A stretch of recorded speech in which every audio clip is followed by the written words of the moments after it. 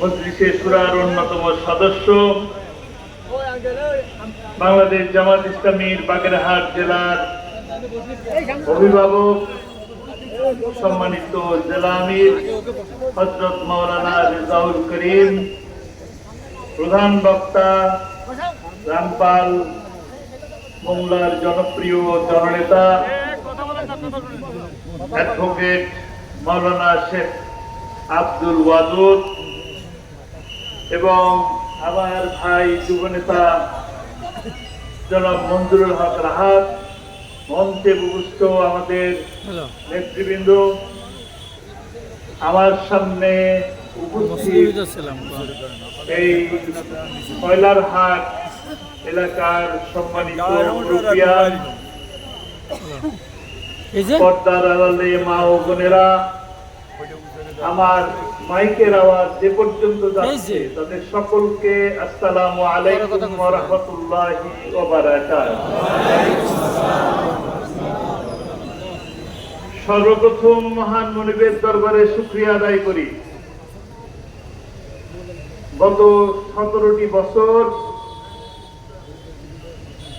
জগদ্দল পাথরের মতো বুকের উপর চেপে থাকা জালিমের বিদায়ের পর এই বৃষ্টি স্নাত সন্ধ্যায় আপনাদের সকলের সামনে উপস্থিত হয়ে কথা বলার যে মহান মুনিব আমাদেরকে সুযোগ করে দিলেন, সেই মহান আল্লাহ রাব্বুল আলামিনের দরবারে শুকরগুজার আদায় করছি। বলি আলহামদুলিল্লাহ, আলহামদুলিল্লাহ, আলহামদুলিল্লাহ। সেই সাথে রামপাল উপজেলা যুব সমাজের যারা এই আয়োজনকে সফল করলেন, যারা আমাদেরকে দাওয়াত দিলেন, আমাদেরকে কথা বলার সুযোগ করে দিলেন, আপনাদেরকে জনে জনে দাওয়াত দিয়ে এখানে উপস্থিত করলেন, তাদেরকে কি একটা ধন্যবাদ দেওয়া উচিত কিনা?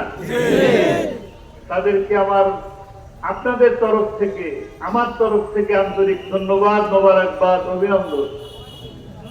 আলহামদুলিল্লাহ, আমরা একটা সুন্দর সময়ে এই সন্ধ্যার পরে উপস্থিত হলাম। আল্লাহ তাআলা আমাদেরকে এই যে সুযোগ করে দিলেন, এ কারণে মহান মহানবীর দরবারে শুকরিয়া আদায় করি।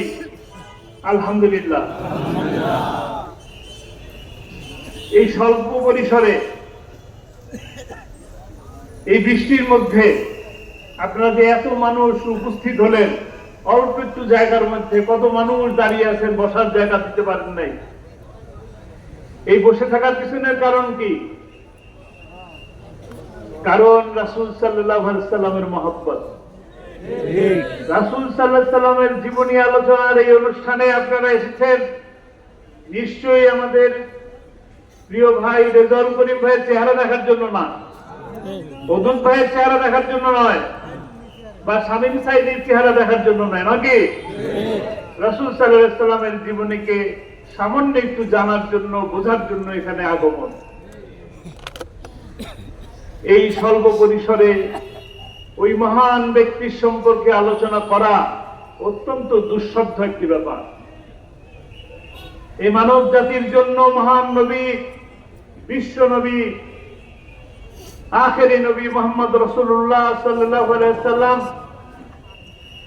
এসেছিলেন এমন একটি সময় যখন পৃথিবীতে সভ্যতা বলে কোনো জিনিস উপস্থিত ছিল না, যে সময়ে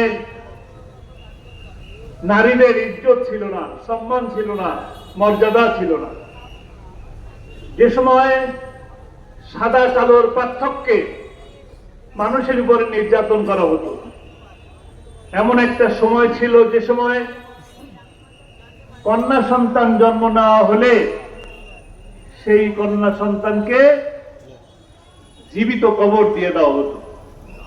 সেই জাহেলিয়াতের যুগে রহমতের করুণার আধার হয়ে আমাদের মাঝে আল্লাহ তাআলা দয়া করে আমাদের প্রিয় নবী মুহাম্মদ সাল্লাল্লাহু আলাইহি ওয়াসাল্লামকে পৃথিবীতে পাঠালেন। উনি শুধু মুসলমান মানুষের জন্য, মুসলমানের জন্যই রহমতুল লিল আলামিন হয়ে আসেন নাই, সকল পৃথিবীর সকল প্রাণীর জন্য, সকল মানুষের জন্য, সকল প্রাণীর জন্যই তিনি রাহমাতুল লিল আলামিন। কিরকম? তিনি পৃথিবীতে এসেছেন এবং বলেছেন, একটা গাছ প্রয়োজনের বাইরে একটা গাছ কেটো না, একটা গাছের পাতাও ছিল না, কারণ এই গাছের পাতাটাও আল্লাহর জিকির করে। গাছের জন্য কি রহমত হলো কিনা? হলো। তেমনি ভাবে প্রাণীর জন্য তিনি রহমত স্বরূপ আসলেন। একদিন নবী করিম সাল্লাল্লাহু আলাইহি সাল্লাম রাস্তা দিয়ে হেঁটে যাচ্ছেন, একটা উট, অত্যন্ত রুগ্ন একটি উট আল্লাহ রসুলের সামনে এসে হাজির হয়ে গেলেন। উটটি আল্লাহ রসুলকে দেখে চোখের পানি ছেড়ে দিল। উটটি চিনে ফেলছেন এটা আল্লাহ রসুল। তার এই রুগ্ন দশা দেখে সাহাবীদেরকে বললেন, এই উটের মালিককে, তাকে ডেকে নিয়ে আসো। সেই উটের মালিককে ডেকে নিয়ে আসা হলো। উটের মালিক সামনে আসলেন, বললেন, এই উটটা কি তোমার? বলল, জি আমার। এই উটটা দিয়ে উটের চোখের পানি আমাকে বুঝিয়ে দিয়েছে, উটের পানির ভাষা দিয়েছে, আমাকে জানিয়ে দিয়েছে যে তুমি এই উটকে দ্বারা কাজ করাও, কর্ম করাও, অথচ তাকে বিশ্রাম দেওয়ার সময় দাও না, তার প্রয়োজনীয় খাদ্য দাও না। এটা যদি তুমি করো, রোজ কিয়ামতের দিনে তুমি এই বিচারের সম্মুখীন হবা। পশুর জন্য কি তিনি রহমত হয়ে আসছিলেন কিনা? আলহামদুলিল্লাহ। এমন একটা যুগে নবী করিম সাল্লাল্লাহু আলাইহি সাল্লাম এসেছিলেন যে সময় নারীদের উপরে এমন ভাবে নির্যাতন করা হতো যে নারীকে বলা হতো পণ্যের মতো।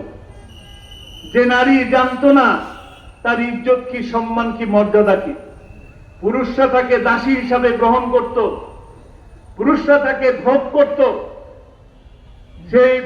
সে কি তার বোন, কার স্ত্রী, কার মা, এই চিন্তা তাদের ভিতরে ছিল না।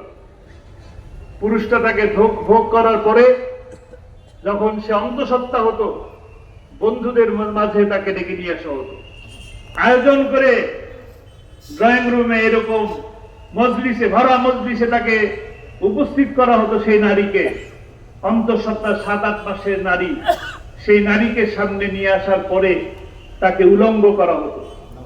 উলঙ্গ করে তাকে সেই জ্যান্ত অবস্থায় তার পেট কাটা হতো। পেট কাটার পরে তার ওই শিশুকে টেবিলের উপরে কোথাও রাখা হতো, ছটফট করে মারা যেত। মাও সেই শিশুকে ছটফট করে মৃত্যুর দৃশ্য দেখতে দেখতে সে নিজেও মারা যেত। এরকম একটা জালিমের যুগ তখন ছিল। সেই জালিমের যুগে নবী করিম সাল্লাল্লাহু আলাইহি সাল্লাম নতুন প্রভাত নিয়ে এসেছিলেন, কোরআনকে সামনে নিয়ে এসে, নাকি? কোরআনের আইন প্রতিষ্ঠার মাধ্যমে তিনি একটি সোনালী যুগ উপহার দিয়েছিলেন। কোরআনের আইন কিভাবে প্রতিষ্ঠা করেছেন? তলোয়ার দিয়ে, যুদ্ধ করেও প্রতিষ্ঠা করেছেন, কিন্তু মানুষকে তার আচার দিয়ে, ব্যবহার দিয়ে, হাসি দিয়ে, মহব্বত করে তাকে দ্বীনের পথে নিয়ে আসছেন, নাকি? আপনারা কি আখিরাতের কোন দৃশ্য দেখছেন? না। কবরে মৃত্যুর পরে কি হবে তা কি দেখছেন? না। আপনি যে জাহান্নামে যাবেন বা জান্নাতে যাবেন তা কি দেখছেন? না। সেই সময় কি সাহাবীরা কেউ দেখছেন? না। এই সমস্ত কিছু দেখেন নাই, কিছুই দেখেন নাই। শুধু নবী করিম সাল্লাল্লাহু আলাইহি সাল্লামের উপরে এমন বিশ্বাস আসছিল যে সামনের মূর্তি বাবের গড়ে দেওয়া যা ধর্ম বিশ্বাস, সেই বিশ্বাসকে ছেড়ে আল্লাহ রসুলের প্রতি ভালোবাসা, মহব্বত, প্রেমকে সামনে নিয়ে অদেখা আল্লাহকে বিশ্বাস করে তারা কি আল্লাহর সেই দ্বীনকে প্রতিষ্ঠার জন্য এগিয়ে গিয়েছিল।